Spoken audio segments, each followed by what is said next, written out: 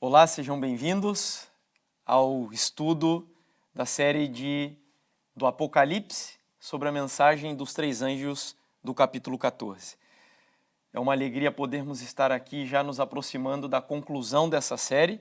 Estamos estudando sobre a mensagem do terceiro anjo. Nos estudos anteriores nós já tratamos sobre outros aspectos dessa mensagem.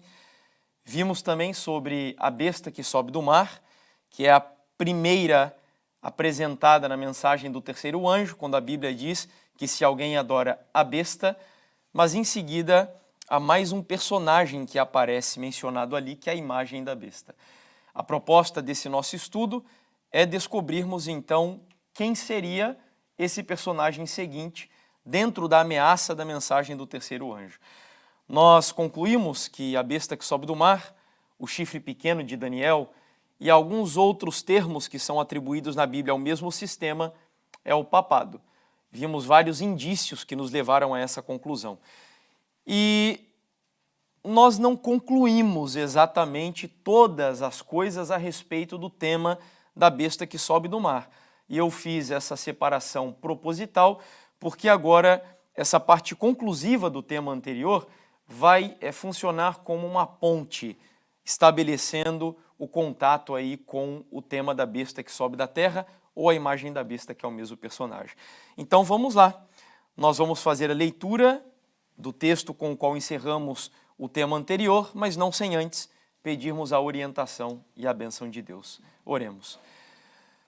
Querido e eterno Pai, obrigado por estarmos reunidos aqui novamente para estudarmos a Tua Santa Palavra. Nós vamos abri-la agora, Senhor.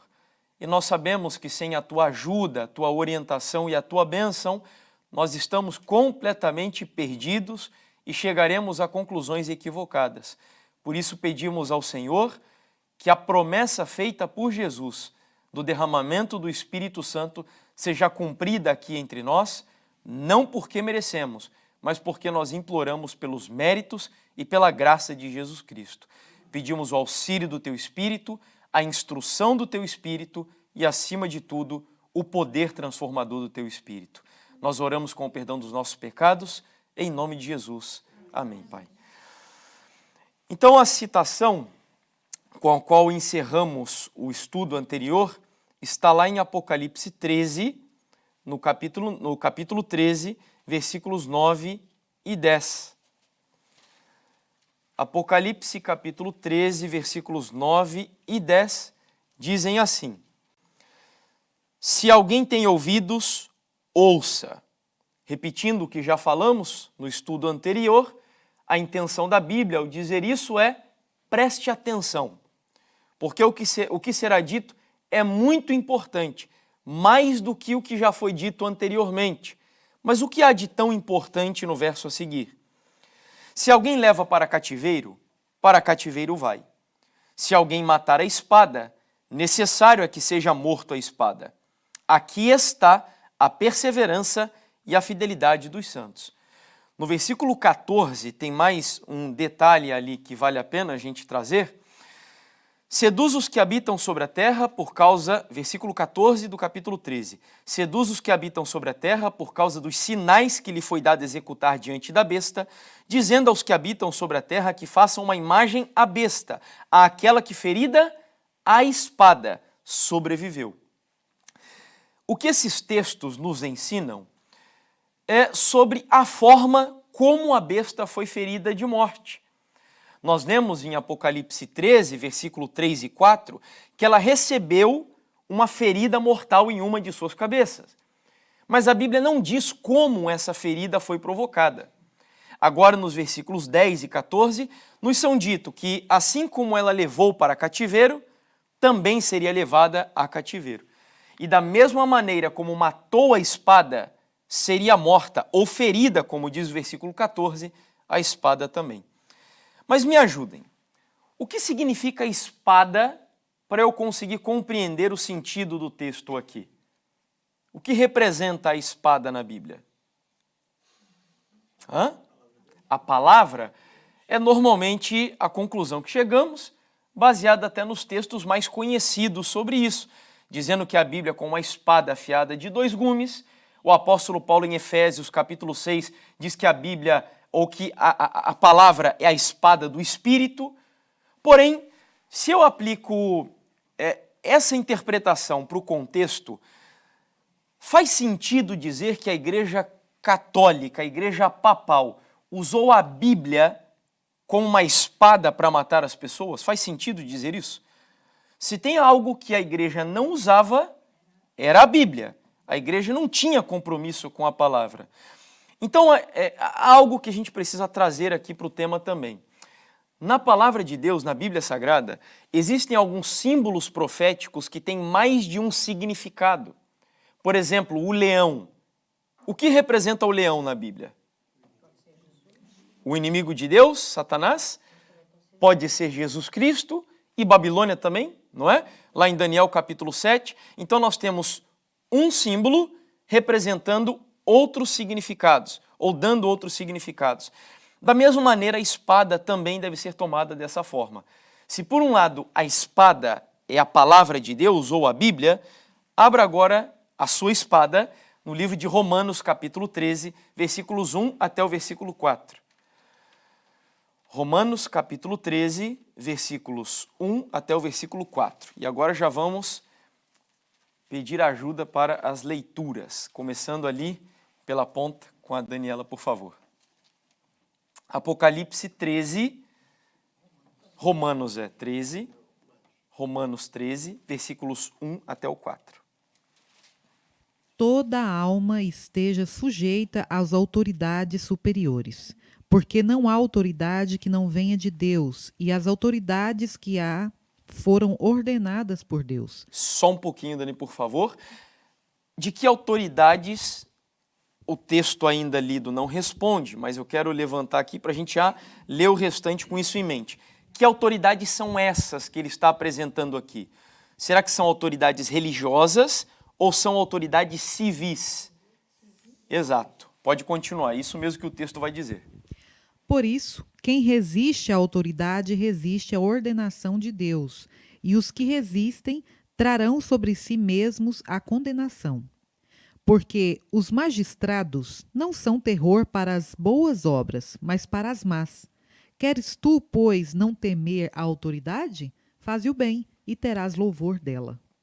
Porque ela é ministro de Deus para o teu bem. Mas, se fizeres o mal, teme, pois não traz em vão a espada, porque é ministro de Deus e vingador para castigar que faz o mal.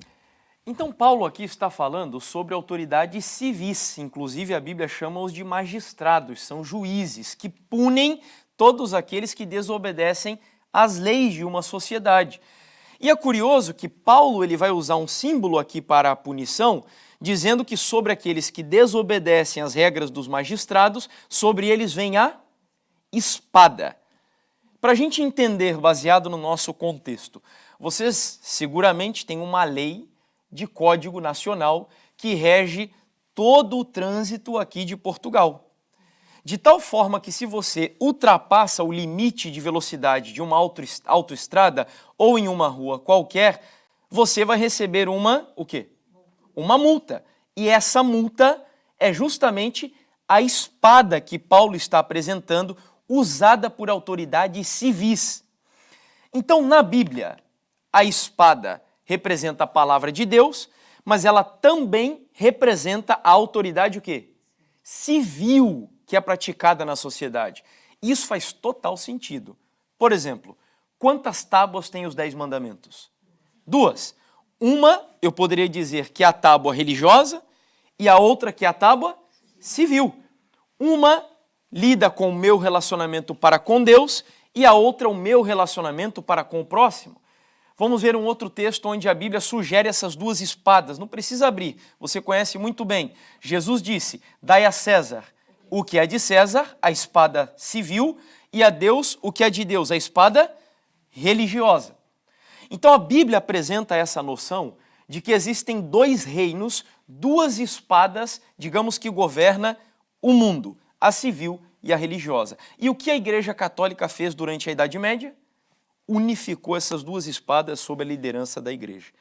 Ah, mas a Bíblia diz que ela usou a espada para ferir. Agora faz sentido?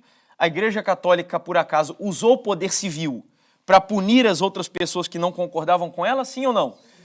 Então, é a espada civil que ela usou para ferir as outras pessoas. Só que a Bíblia diz que assim como ela usou a espada para ferir, ela também seria ferida pela espada. Isso aconteceu literalmente, sim ou não? Quem foi que desferiu um golpe contra o papado no finalzinho ali da Idade Média e início da Idade Moderna? Quem foi? O General Berthier, Napoleão Bonaparte, justamente poderes civis. E detalhe que eu esqueci de mencionar para vocês. Sabe qual foi das tribos bárbaras que invadiram a Europa no Ocidente? Sabe qual foi uma das mais leais e uma das primeiras a assumirem o posicionamento ao lado do papado, inclusive durante a época das cruzadas? Sabe quem foram? Os francos, que deram origem a que país? A França. E qual foi o país que justamente se voltou contra a igreja, dando golpe nela, afastando a espada civil das mãos delas? Foi qual? A França. Exatamente.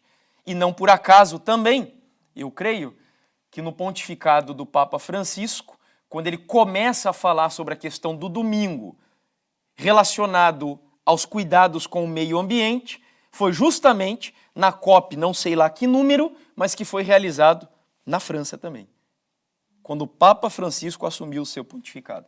Enfim, são algumas coincidências que eu acho que são muitas coincidências para parecerem coincidências.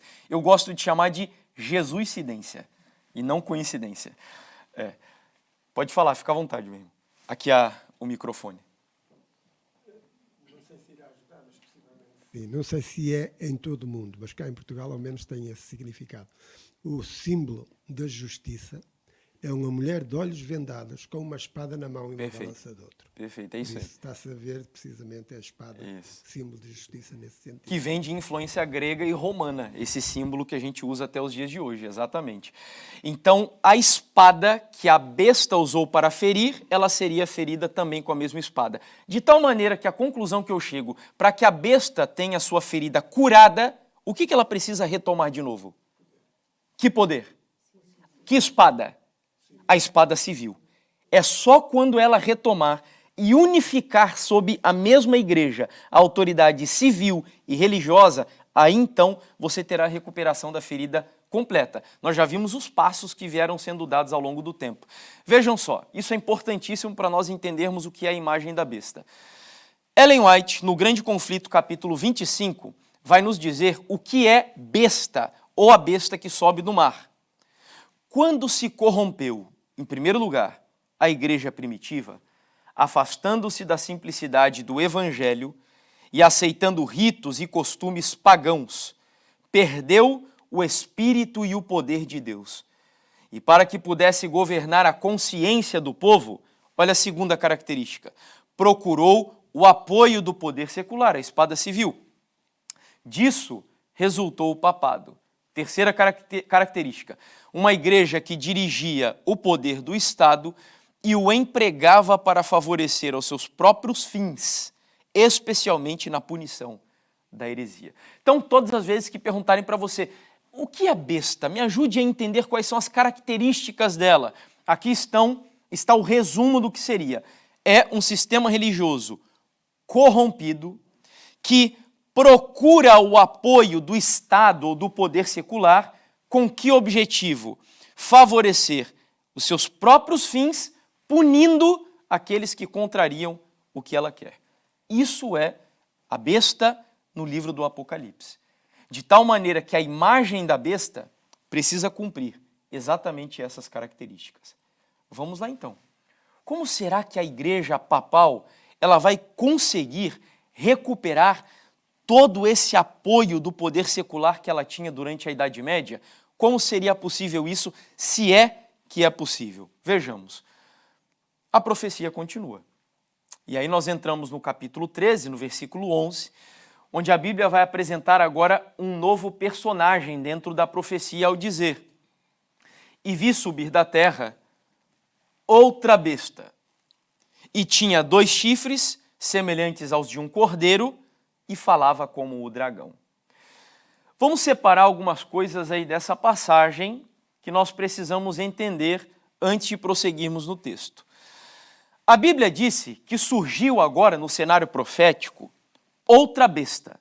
Se é uma outra besta, eu concluo que é um outro poder religioso, civil, talvez, essa mescla, mas não pode ser o mesmo catolicismo romano, porque o papado romano subiu do mar. Mas essa outra besta, esse outro sistema, surge da onde? Da terra. Então é o oposto do que é o catolicismo romano. Enquanto o papado surge do mar, e mar significa o quê? Nós já vimos.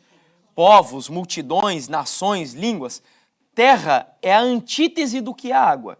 Enquanto a água representa a multidão, a terra representa a ausência de multidão, ou deserto, a ausência de pessoas, ou no mínimo de civilização, como foi o que aconteceu ao longo da história.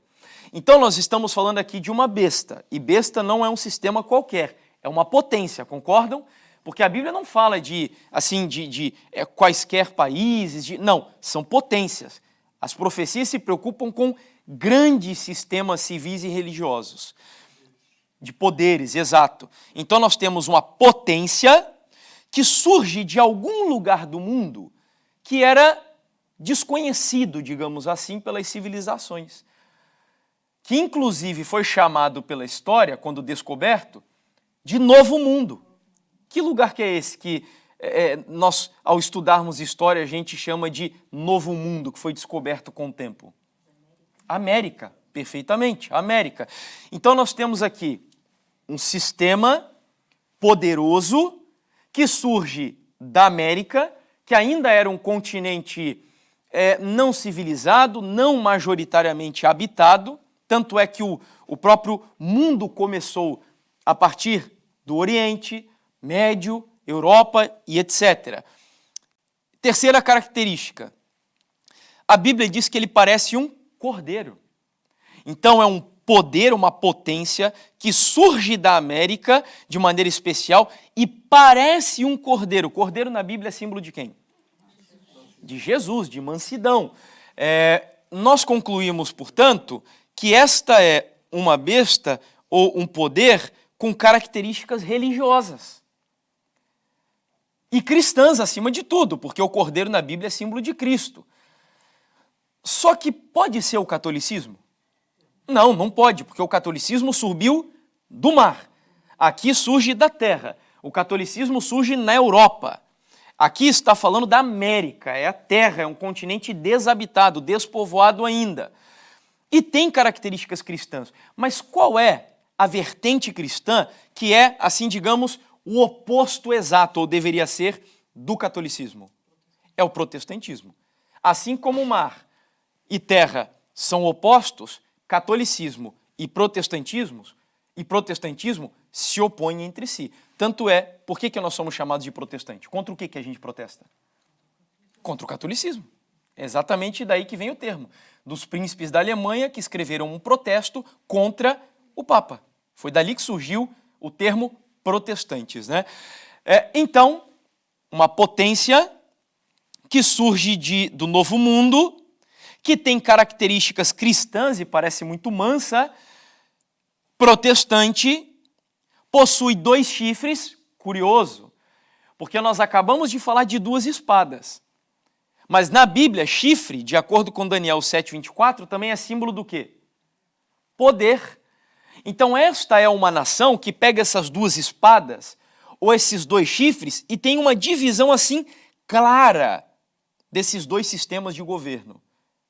Quais seriam? É o poder civil e o religioso. O republicanismo e o cristianismo, ou protestantismo aí no caso, há uma separação clara entre eles. Inclusive na constituição desta própria nação, que a gente já consegue inferir quem seja, há uma declaração ali dizendo que eles garantem a separação entre o Estado e a religião. É uma garantia constitucional, pelo menos na teoria. Os 2 chifres, então. Então, voltando, nós temos uma potência que surge do Novo Mundo, no caso América, com características cristãs, protestante, que tem os dois reinos ali, as duas espadas ou os dois chifres, republicanismo e protestantismo, mas que de uma maneira esquizofrênica, eu digo, fala como um dragão. Ela parece um cordeiro, mas fala como um dragão. Dragão na Bíblia é símbolo de quem? Satanás. Por isso que eu digo que ela é uma besta esquizofrênica. Porque ela parece um cordeiro, mas fala como um dragão. E aí o que aconteceu? Pode falar, meu.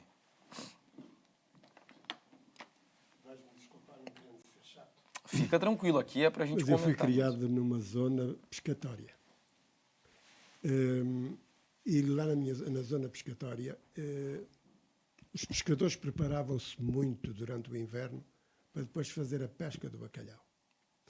E quando eles iam para a pesca do bacalhau, iam para a Terra Nova. Eles iam para a costa dos Estados Unidos, no norte, neste caso, na zona do Canadá, ou coisa assim, iam para a Terra Nova fazer a pesca. Por isso é a terra que o nome vem dessa altura, precisamente, quando se criou o povo que foi para lá. Exato. E resumindo, assim, para você entender, a história do surgimento dessa nação é muito interessante. Nós tivemos um grupo de pessoas, de puritanos, aqui na Europa, mais precisamente na Inglaterra, que já não aguentavam mais as perseguições aqui, tanto do catolicismo quanto da igreja anglicana. E eles resolveram se aventurar em uma viagem, porque naquela época havia toda uma notícia sendo circulada aqui pela Europa de que um novo mundo tinha sido descoberto. Américo Vespúcio, Cristóvão Colombo, Pedro Álvares Cabral. E eles ouviam dizer que havia um novo continente lá que precisava ser habitado, civilizado e etc. E eles resolveram, vamos entrar em um barco e vamos para lá. E eles entraram. Primeiro em uma embarcação, cujo nome era Speedwell, e infelizmente, no meio da viagem, não deu certo a coisa. Eles tiveram que voltar, muitos desistiram, dali nós temos uma lição já, alguns perseveraram. Perseverança dos santos, lembra-se disso, né? Ainda que as dificuldades venham, você jamais pode desistir quando você tem um alvo claro, entendendo que aquilo é a vontade de Deus. E eles foram para uma outra embarcação, chamada Mayflower. Ali eles entraram, foi uma viagem de cerca de 72 dias, em condições insalubres, difíceis, até que eles chegaram na região dos Estados Unidos, hoje onde estão os estados de Massachusetts e Rhode Island. E ali eles implantaram o estandarte da liberdade, dizendo que o desejo deles era fundar uma nação com uma igreja sem papa e um estado sem rei. E Ellen White diz que a mão de Deus abençoou o progresso dos Estados Unidos. Tanto é que em 200 anos, mais ou menos, a nação norte-americana se tornou a maior potência existente no mundo, superando países milenares, centenários daqui da Europa, em pouquíssimo tempo, porque ali estava o povo de Deus, fugindo das perseguições daqui, ainda com dificuldades por lá, com aflições, ainda com equívocos também, porque não sei se vocês sabiam, os puritanos criaram leis civis para perseguirem aqueles que não criam na guarda do domingo, por exemplo. Ou seja, eles fugiram de um problema aqui e ainda foram criar problemas lá também. Foi só depois, com a chegada de um outro homem, me fugiu o nome dele agora, que está mencionado no Grande Conflito, não sei se é Roger Williams, algo assim, onde ele conscientiza os cidadãos norte-americanos de que a pessoa deve ser livre para adorar o diabo, inclusive, se ela quiser. Todos devem ser livres. E a partir dali, essa consciência de liberdade predominou na nação. Porém, a Bíblia diz que ela começa aparecendo um cordeiro, mas termina falando como um dragão. E agora nós vamos ler aquilo que, para mim, parece ser um cenário de Hollywood dentro da profecia. Porque parece inacreditável o que está escrito ali. Se não fosse a Bíblia, eu diria que seria impossível acontecer o que nós vamos ler agora. Então vamos ler Apocalipse 12. Apocalipse 12. Nós vamos voltar ao versículo 12, tá? Apocalipse 12, versículo 12. E nós vamos ler dos versos 12 até o 18. Apocalipse 13, versículo 12, até o 18. Eu falei 12, né? Falei Apocalipse 12. É Apocalipse 13, versículo 12 até o 18. Eu acho que a Sara, por gentileza, pode fazer a leitura. E exerce todo o poder da primeira besta na sua presença e faz que a terra e os que nela habitam adorem a primeira besta, cuja chaga mortal fora curada. E faz grandes sinais, de maneira que até fogo faz descer do céu à terra, à vista dos homens, e engana os que habitam na terra com sinais que lhe foi permitido que fizesse em presença da besta, dizendo aos que habitam na terra que fizessem uma imagem à besta, que recebera a ferida da espada e vivia.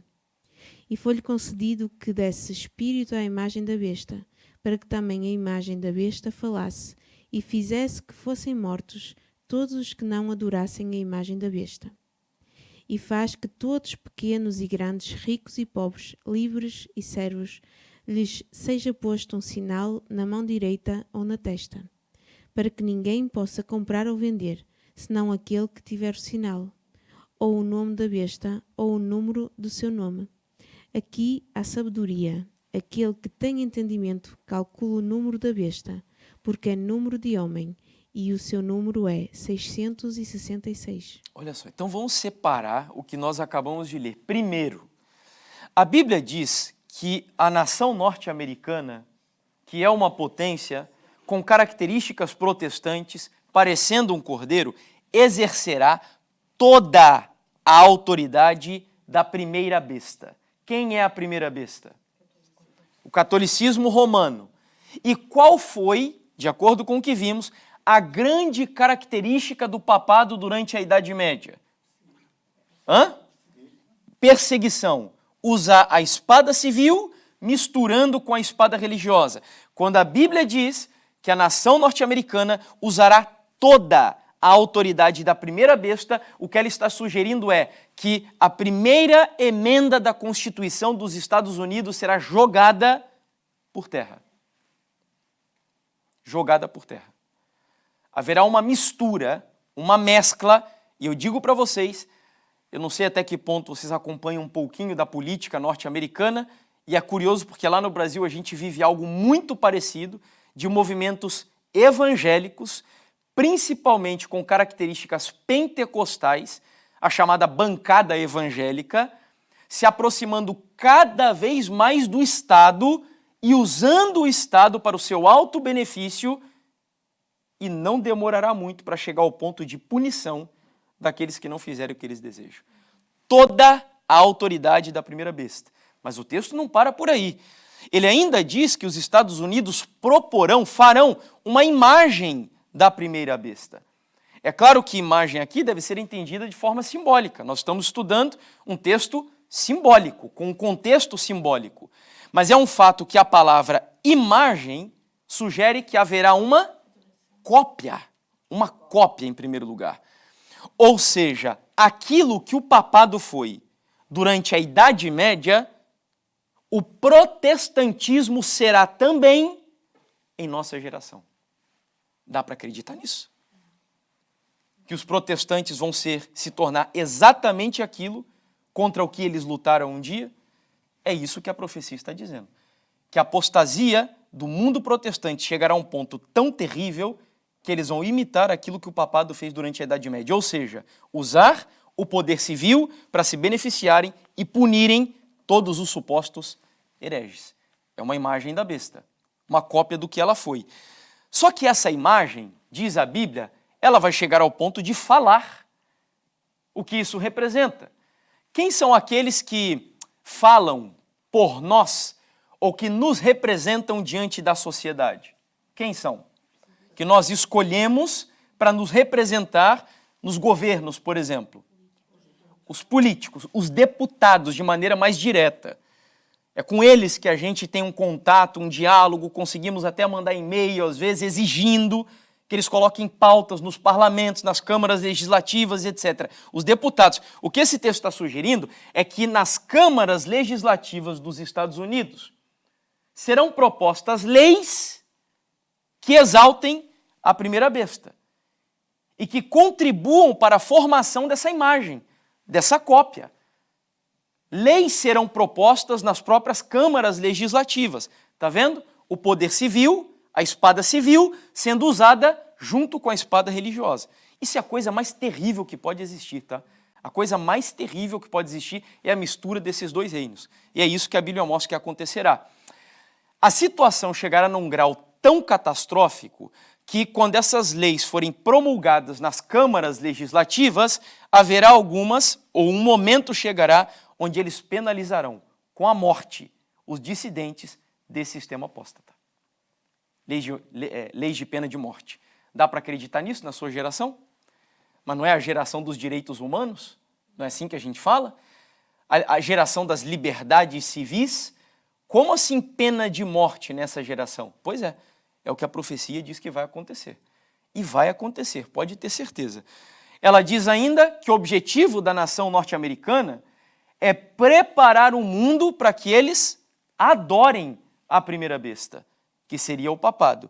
E, finalmente, não importa se você é rico, se é pobre, se é miserável, se você tem pouco ou muito dinheiro, se é conhecido ou desconhecido, o que a Bíblia diz é que todos, pequenos e grandes, ricos e pobres, livres e escravos, todos serão obrigados a se curvarem diante desse sistema. Se não se curvarem, serão impedidos de fazer o quê?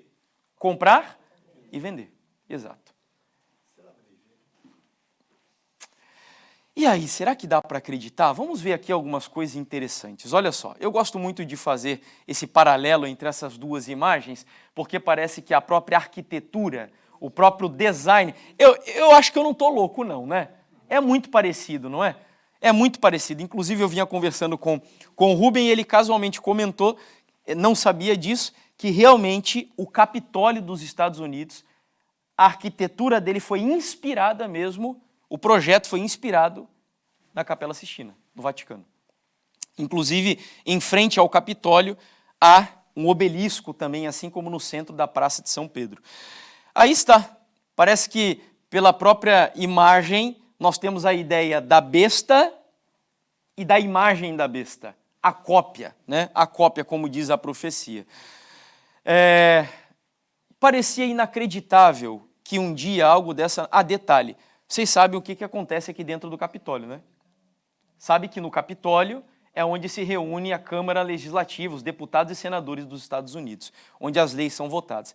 Seria inacreditável você dizer que um dia essas duas nações, essas duas potências se uniriam. Há quem diga que houve um tempo em que o Papa era proibido de pisar nos Estados Unidos da América. Pisar lá. Até que houve o pontificado de João Paulo II e o governo de Ronald Reagan, um católico muito simpático pelo povo norte-americano. Eu lembro que, inclusive, antes disso, o presidente Truman escreveu uma mensagem para o Papa na época, dizendo que ele não aceitava chamar o Papa de Sua Santidade, porque, como um cidadão norte-americano, acreditando que o povo é soberano, todos devem ser tratados de maneira igual. Porém, a partir dessa reunião, com a situação do comunismo soviético e as intenções do Papa João Paulo II e dos Estados Unidos de derribarem o Muro de Berlim e acabarem com a cortina de ferro, aqui houve pela primeira vez uma reunião entre Estados Unidos e entre o Vaticano. Essa reunião foi tão significativa que a revista Time falou sobre ela quase que com palavras assim proféticas, chamando essa reunião de Santa Aliança. Santa Aliança. Era uma aliança que aparentemente seria impossível, como eu comentei. É a besta que sobe do mar e a besta que sobe da terra, unidas agora com o mesmo objetivo. Muitas coisas aconteceram a partir daí, mas essa imagem, para mim, ela é assim também sensacional. Porque aqui você tem, na morte do João Paulo II, o funeral dele, são 3 gerações de presidentes norte-americanos reverenciando, de alguma forma, o corpo do bispo de Roma. O Bill Clinton, George Bush pai e George Bush filho. Que eles aqui, se não me engano, inclusive, são católicos. O Bill Clinton diz que não, mas hoje em dia a coisa está tão dissolvida que já nem parece que há distinções entre eles. Muito significativa, muito significativa. Você tem aqui uma representação dos Estados Unidos curvado diante da besta que sobe do mar. Ano de 2015 foi um outro ano assim marcante no pontificado do Papa Francisco e na história profética para quem estava atento. Inclusive, eu lembro de uma frase de um pastor lá do Brasil, onde ele disse assim: essa imagem, ela prega mais do que 1000 estudos bíblicos. E é verdade. Porque isso que aconteceu aqui é assim, para quem não crê no que nós cremos, diria que é inacreditável. Pela primeira vez na história, você tem um Papa discursando, sabe aonde? Dentro do Capitólio, no parlamento norte-americano, falando para aqueles que legislam nessa nação. Pela primeira vez na história. Você percebe como é sutil? É paulatinamente, mas eles vão conquistando o terreno pouco a pouco, vão chegando lá, onde é o objetivo deles. E interessante que dessa mesma tribuna, onde discursou o Papa Francisco, que é um jesuíta, dessa mesma tribuna, deixa eu baixar aqui para vocês que estão aí no cantinho verem também, dessa mesma tribuna, na época da Guerra Civil dos Estados Unidos, Abraham Lincoln falou diante dos parlamentares que quem estava causando a divisão da nação, o motivo daquela guerra e de tanto derramamento de sangue, sabe para quem ele apontou? Os jesuítas. Dessa mesma tribuna, ele disse que os jesuítas eram os causadores da guerra nos Estados Unidos. E agora você tem um jesuíta discursando ali, conquistando o povo apaixonado. E olha, eles receberam o Papa, eu assisti toda a programação de maneira efusiva. Aplausos, exatamente, reverenciando. Este daqui, aqui na época, inclusive o presidente da casa era o atual presidente dos Estados Unidos, o Joe Biden. Ele era o presidente do Capitólio, e aqui você tem o vice-presidente, que era... Me fugiu o nome dele agora, não me recordo bem. Só que ele chorava. A cada sentença do Papa João Paulo II, ele estava em prantos, emocionado por ter ali a visita de, como eles dizem, sua santidade.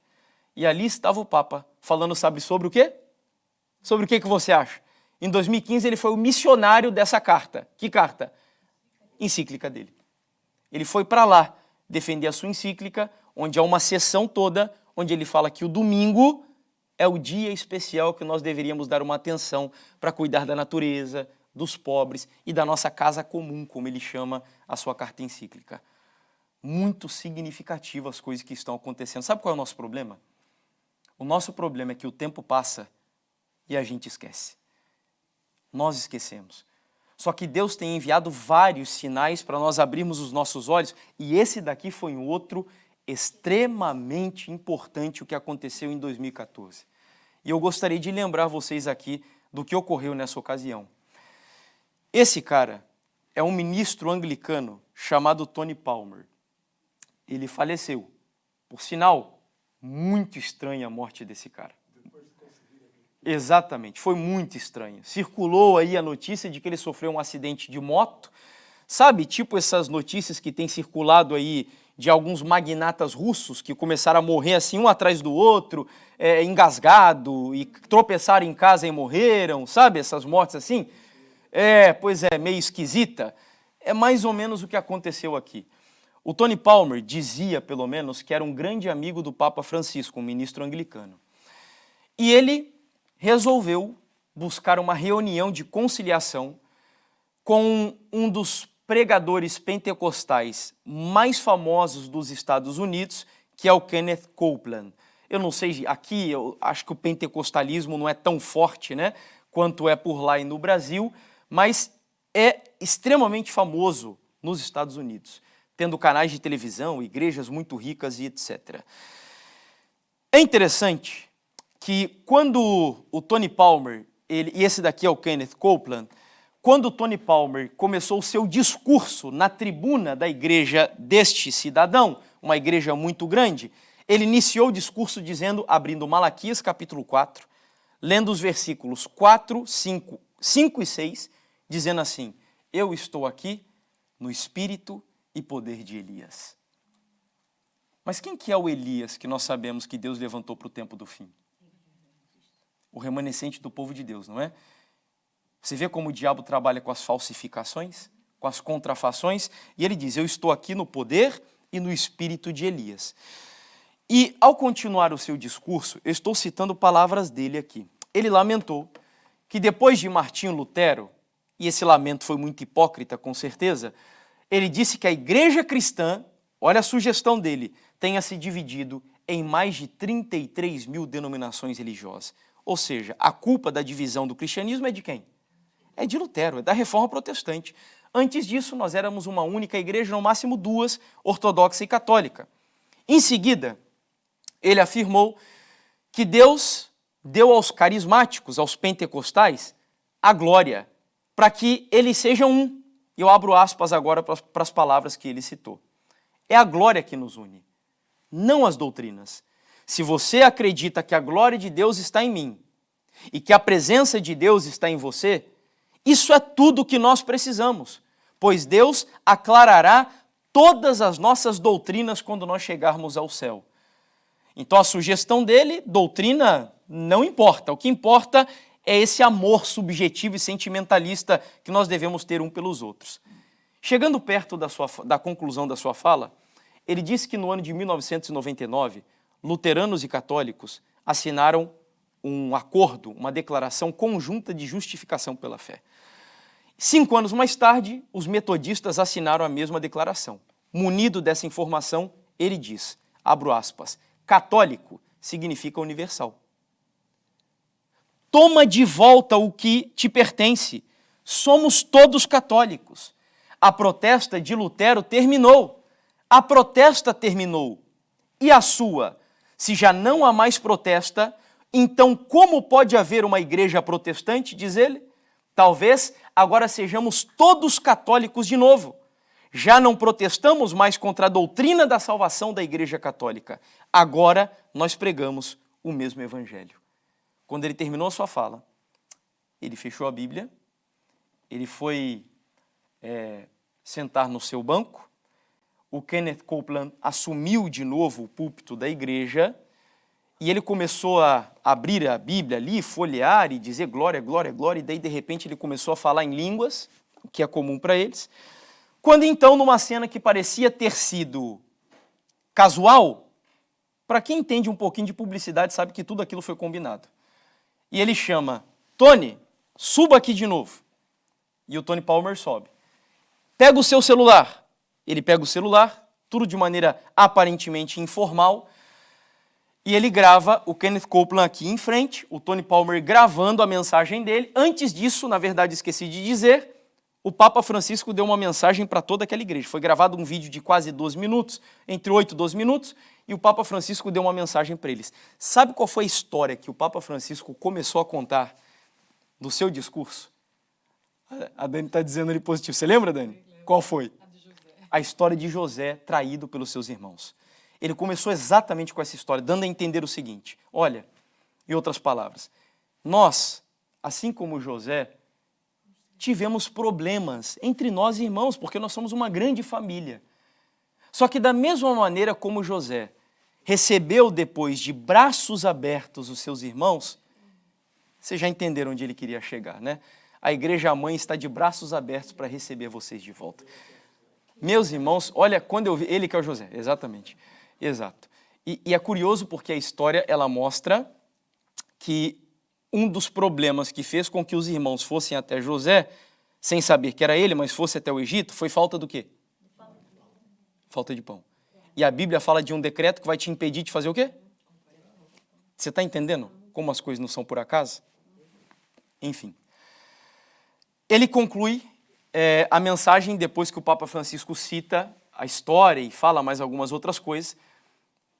O pastor da igreja, a resposta que ele dá enquanto Tony Palmer está gravando, ele abre as mãos para toda a igreja, ele pede para a igreja ficar em pé e ele começa a gravar a mensagem chamando o Papa da seguinte maneira: My Lord, meu Senhor, nós recebemos a sua bênção e nós o abençoamos também. E ali ele continua o seu discurso. O vídeo foi enviado para o Vaticano. É lógico que tudo isso foi combinado, como eu já falei, e depois de algum tempo, eu não lembro quanto tempo foi, eles foram até o Vaticano entregar a mensagem ao Papa, dizendo, em outras palavras, nós estamos juntos. Foi depois dessa reunião que o Tony Palmer morreu. Olha, tem coisas que eu fico vendo acontecer e eu não sei se é a misericórdia de Deus até permitindo que aconteçam, porque a igreja ainda não está preparada. Um pouco depois desse evento, que foi um marco assim muito forte dessa união do papado com a imagem da besta, ou os Estados Unidos, o protestantismo norte-americano, teve um evento nos Estados Unidos, chamado Together 2016. Foi um evento promovido por jovens, um pastor jovem muito conhecido por lá, onde eles foram em frente ao Capitólio, novamente fazer um congresso de orações, cantores famosos e etc. Só que, curiosamente, no decorrer do evento, antes que o Papa Francisco, de novo, o vídeo dele fosse passado no evento, sabe o que aconteceu? O evento teve que ser encerrado, não foi nem cancelado, porque no meio dele eles tiveram que parar. Sabe por que razão? O calor estava tão intenso que centenas de pessoas começaram a passar mal e eles tiveram que interromper o evento. Parece que Deus está segurando os ventos. Eu fico me perguntando até quando, né? Até quando? Porque muita coisa tem acontecido de fato. Em 2016, um outro evento, chamado The Gathering, um evento também ecumênico, onde várias lideranças de diversas igrejas nos Estados Unidos se uniram em prol dessa bandeira de que doutrinas fica para um lado, o que importa é o amor. E aqui nós temos um pastor extremamente conhecido e influente e lido muito no meu país, não sei aqui, que é o pastor Max Lucado, junto nesse evento também, né? Pastor bastante conhecido.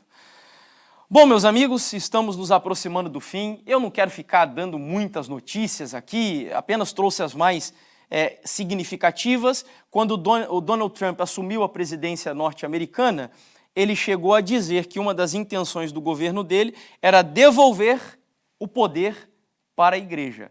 Não sei se você sabia, mas na teologia protestante norte-americana há uma visão que eles chamam de teologia do domínio ou dominionismo, onde eles acreditam mesmo que a igreja ela existe no mundo para dominá-lo e, inclusive, o poder civil. E eles estão trabalhando em prol disso lá. Vocês têm aqui, em Portugal, o livro que nós publicamos lá na CPB, no Brasil, Apocalipse 13, do Marvin Moore. Esse livro já existe aqui? Tem. Quem nunca leu, eu sugiro que faça a leitura desse livro, porque aí você vai entender como andam os corredores dos Estados Unidos no âmbito da política e você vai assim ver coisas impressionantes sobre como tem acontecido e alguns passos estão sendo dados em prol dessa relação que há alguns anos seria impossível. Note, nós estamos falando de uma profecia que existe no meio adventista desde 1800 e lá vai bolinhas, né? Naquela época, pregar isso era loucura, era loucura. Era impossível, na época de Ellen White, dizer que algo dessa natureza ia acontecer. De tal maneira que eu repito o que eu sempre tenho dito, o adventista do sétimo dia, ele não interpreta as profecias pelo mundo, ele interpreta o mundo pelas profecias. Nós não somos levados pelas correntes do mundo para entender a Bíblia. Não, nós entendemos a Bíblia e aí olhamos para o mundo e vemos que no mundo aquilo que a Bíblia já dizia está acontecendo. E é o que nós temos o privilégio de ver agora se cumprindo aquilo que foi anunciado há tanto tempo por esta igreja. Chegando ao fim, lembra das características da besta que Ellen White disse? Vejam como a imagem da besta é exatamente igual. Ela diz, e aqui eu digo que é uma contagem regressiva, só para terminar o que está nesse parágrafo. Quando as principais igrejas dos Estados Unidos, ligando-se em pontos de doutrina que lhes são comuns, pergunto, isso já está acontecendo pelo que nós vimos? Sim ou não? Sim. Quando essas igrejas, as principais, influenciarem o Estado para que imponha os seus decretos e lhes apoie as instituições, a América do Norte protestante terá então formado uma imagem da hierarquia romana. Então, duas características aqui primeiro. As igrejas protestantes se corrompem, unindo-se naquilo que é comum, buscam influência aonde? No Estado. Elas já estão fazendo isso? Com certeza. Leia o livro Apocalipse 13 que você vai ver. Depois de buscarem influência do Estado, começam a beneficiar as suas instituições. Nós estamos nesse passo para chegar no último. Esse ainda não aconteceu, mas vai acontecer. A aplicação de penas civis aos dissidentes será o resultado inevitável. Não são as mesmas características da besta que nós vimos há pouco? Uma igreja corrompida que busca o apoio do Estado para se beneficiar e punir aqueles que não concordam com ela. Isso é a imagem da besta. Então, o que é a imagem da besta? É o protestantismo em apostasia, unindo-se no que é comum, usando o Estado para punir todos aqueles que são contra o sistema. Essa citação de Ellen White eu acho fenomenal. Quando o protestantismo estender os braços através do abismo. O que era o abismo? Protestante, católico, em lados opostos. Quando o protestantismo estender os braços através do abismo, a fim de dar uma das mãos ao poder romano e a outra ao espiritismo. A indústria de Hollywood hoje é dominada por uma visão espírita de mundo. Eu me arriscaria a dizer que uns 80%, se não uns 90% do que eles produzem é dominado por uma visão espírita. A Disney nem se fale. Nem se fale. Quando eu vou na casa dos meus pais, tenho meu pequeno sobrinho, eles não creem no que eu creio, eles colocam lá alguns filmes, alguns desenhos para o meu sobrinho assistir, e a gente fica até impressionado, né, amor? Com todo o desenho que coloca, por mais que o espiritismo não seja o centro, alguma mensagem espírita está ali. Alguma coisa está ali. É muito fácil ver mesmo. Exatamente, exato. Todo desenho animado tem essa mensagem, é isso. Então, quando o protestantismo, os Estados Unidos, estender os braços através do abismo, a fim de dar uma das mãos ao Vaticano e a outra ao espiritismo, quando por influência dessa tríplice aliança, a América do Norte for induzida a repudiar todos os princípios da sua Constituição, a primeira emenda principalmente, a separação entre igreja e Estado, que fizeram dela um governo protestante, espada religiosa, e republicano, espada civil, e adotar medidas para a propagação dos erros e falsidades de quem? Do papado, podemos saber que é chegado o tempo das operações maravilhosas de Satanás e que o fim está próximo. Bem-vindo ao fim dos tempos. Essa é a sua geração. Porque tudo que nós vimos aqui são evidências de que nós estamos vivendo nos últimos momentos da história da humanidade. E aí eu sei que tem adventista, né, que muitas vezes olha para o decreto e fica na expectativa do decreto, mas eu concluo com essa frase de Ellen White, que está na meditação Maranata, onde ela diz assim: a imagem da besta formar-se-á antes que termine a graça, pois isso será a grande prova para o povo de Deus, pela qual será decidido. É o decreto dominical? O decreto dominical, quando a gente chega lá, cada pessoa já terá feito a sua decisão antes disso. Você entendeu? Olhe para a arca de Noé. Quando Noé entrou na arca e a porta fechou, quem estava do lado de fora pensava que ainda dava tempo. Não pensava? Tanto é que a Bíblia diz que eles não perceberam, senão quando veio o dilúvio e os levou a todos. O que eles não perceberam quando a porta da arca fechou? Mas ele estava fechado o quê? A possibilidade deles alcançarem ainda ou de tomarem uma decisão. Porque a decisão, na verdade, já havia sido tomada antes. Ainda mais 7 dias se passaram para que chovesse. Mas a decisão deles já havia sido tomada. Não havia mais oportunidade. Então, o decreto, eu não quero dizer com isso que quando o decreto dominical sair, nós não teremos mais tempo de escolha, de oportunidade. Não é isso. Tanto é que Ellen White diz que será justamente no decreto onde o selo de Deus será colocado em alguns e a marca da besta em outros. É no momento do decreto que a aplicação do selo inicia. Hoje nós já estamos no tempo do selamento, de acordo com ela, mas a aplicação do selo só com o decreto dominical. Mas isso não significa dizer que antes do decreto eu já não terei feitas as escolhas que vão determinar a minha escolha lá na frente. E é isso que esse texto deixa bem claro. A imagem da besta é a grande prova. E o que é a imagem da besta? É esse movimento apóstata ecumênico que, me desculpem, mas está atraindo centenas, para não dizer milhares de pessoas da nossa igreja. Para copiar o que eles fazem, para fazer o que eles fazem.